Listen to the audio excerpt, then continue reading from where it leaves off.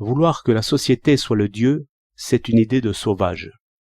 La société n'est qu'un moyen, mais il est vrai aussi qu'elle se donne comme une fin, dès qu'on le lui permet. C'est tyrannie.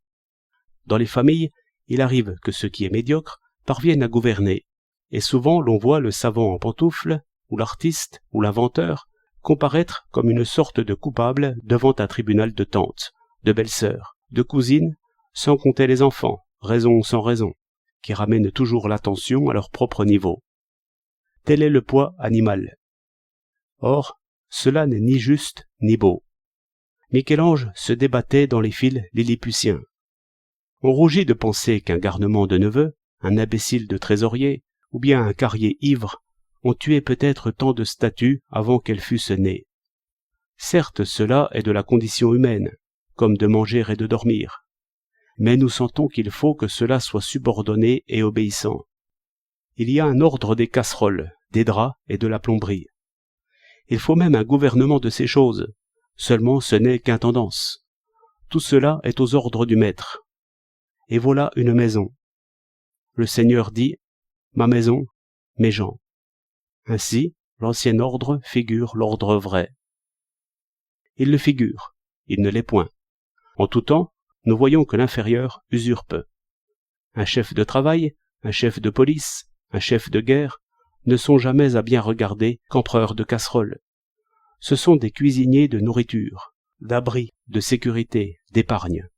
Ils soignent le corps, et, comme dit Platon, ils le flattent, ils l'attachent par 1000 crochets et par 1000 clous de plaisir et de douleur.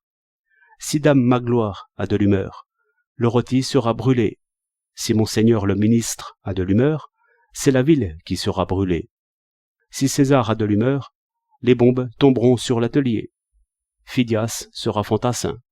Adieu statue. L'ordre, on nous en emplit les oreilles, mais on ne dit point quel ordre. Je vois que c'est toujours l'inférieur qui gouverne. Cela s'entend à ce bruit d'argent. Il n'est parlé que de bons, que de crédits, que de dettes.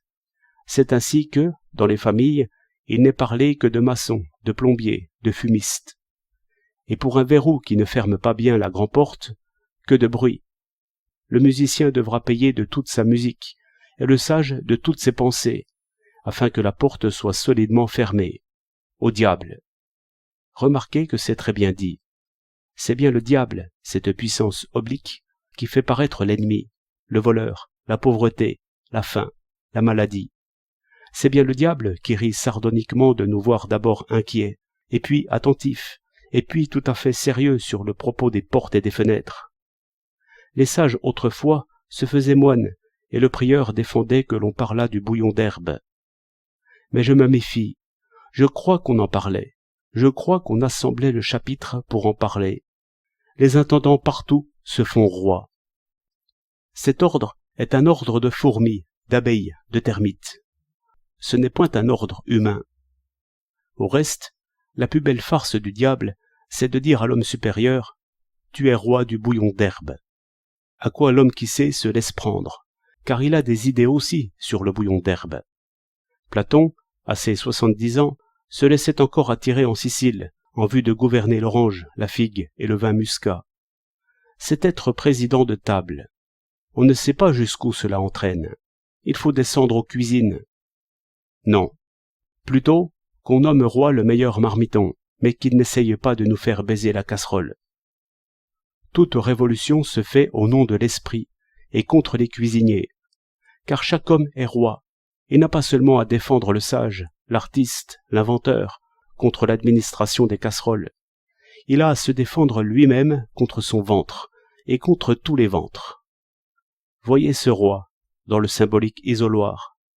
Il s'y prend comme il peut, et souvent mal, mais il prend un édit contre les gens de cuisine, éternel usurpateur.